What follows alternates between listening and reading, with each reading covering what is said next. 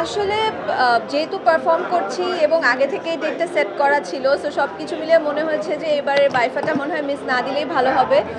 So টিমের সাথে কথা বলে সব কিছু সেভাবে করে ঠিকঠাক করে এখানে আসা হবে।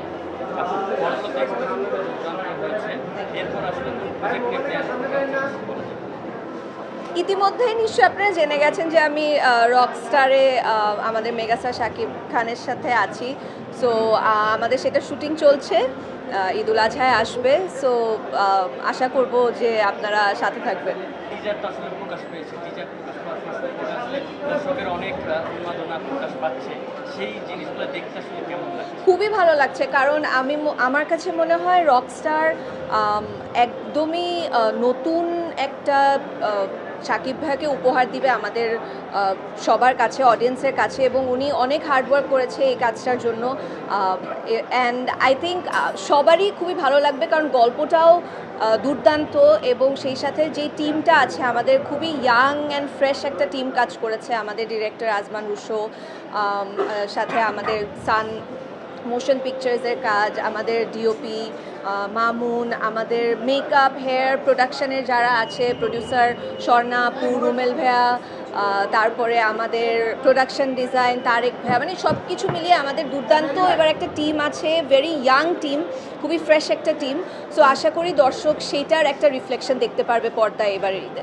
সাকিব খান তো প্রিন্সের পরের দিনই আসলে চলে গেছিল মালয়েশিয়া। সেক্ষেত্রে আসলে এই যে ডেডিকেশন কাজের প্রতি, এই জিনিসগুলো ওনার সাথে পরপর আপনি দুইটা প্রজেক্ট কাজ করতেছেন, আসলে কেমন দেখছেন?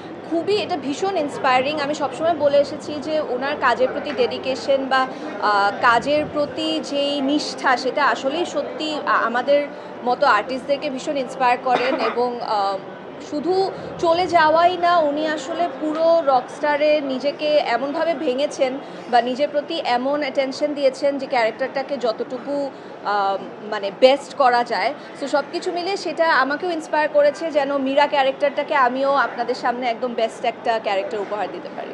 সাকিব খানের সাথে কাজ করার আসলে অভিজ্ঞতাটা কেমন ছিল রকস্টার? খুবই ভালো ছিল। আবারও আমার কাছে মনে হয় যে শাকিব ভাইয়ের সাথে কাজ করার এক্সপিরিয়েন্স সবসময় দুর্দান্ত হয়, এবং এর আগে তাণ্ডবেও কাজ করেছি, যদিও আসলে সেটা কিছু মানে কম দিন ছিল, খুব বেশি দিনের শুটিং ছিল না। এবারে রকস্টারে তো একটা দীর্ঘ সময় ধরে শ্যুট করেছি। সো কাজের এক্সপিরিয়েন্স দুর্দান্ত, সেই সাথে টিমের এফার্ট অ্যান্ড টিম, এই নতুন টিমটার সাথে কাজ করে মানে আমাদের ডিরেক্টর এবং সবার সাথে কাজ করে ভীষণ ভালো লেগেছে। রকস্টার আই থিঙ্ক টিজার দেখলেই বুঝতে পারবেন। রকস্টার আমার কাছে মনে হয় যে শাকিব ভাইকে নতুনভাবে যদি আবিষ্কার করতে চায় তাহলে অবশ্যই রকস্টার দেখতে হবে। আচ্ছা আপনাকে হ্যাঁ ভাই বলো। সাবিলাকে কি আর নাটকে দেখা যাবে না? ভালো গল্প পেলে কেন না। আচ্ছা আপু, একটু যদি জানতে চাই, ছোট পর্দা বড় পর্দা দুই জায়গায় খুব জনপ্রিয় আপনি। সেক্ষেত্রে আসলে ছোট পর্দা থেকে বড় পর্দা আসার পরে আসলে বড় পর্দা ধুয়ে ছোট পর্দায় দেখা যাচ্ছে না, এটার আসলে কোনো কারণ আছে কি? না, আমি যেহেতু আসলে তাণ্ডবের পরে মানে পরপরই আসলে বনলতা এক্সপ্রেসের প্রিপারেশনের জন্য শুরু করে দিয়েছিলাম প্রিপারেশন, এবং বনলতা এক্সপ্রেসের শুটিংয়ের সময় থেকেই আসলে রকস্টারের কথা চলছিল এবং রকস্টারের জন্য প্রিপারেশন নিচ্ছিলাম। সো সব কিছু মিলিয়ে যেহেতু কাজ করার একটা ধারাবাহিকতা আছে, সেই কারণে হয়তো দেখা যাচ্ছে না, তবে যদি ভালো গল্প থাকে, ভালো ক্যারেক্টার থাকে, ডেফিনেটলি কাজ করব।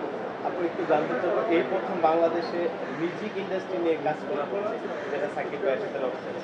এই গল্পটা একটু জানতে চাইবো যে এক্সপিরিয়েন্সটা কেমন। সবসময় তো অনেক গতানুগতিক আছে, কিন্তু একটু হ্যাঁ, একদমই রকস্টার আসলেই একদম ডিফারেন্ট একটা গল্প, এবং আমার কাছে মনে হয় রকস্টার যে গান আছে, গানগুলো সবার কাছে অনেক মেমোরেবল হয়ে থাকবে, কারণ দুর্দান্ত কিছু গান আছে আমাদের। সানি আহমেদ সানি ও দুর্দান্ত কিছু গান রেডি করেছে।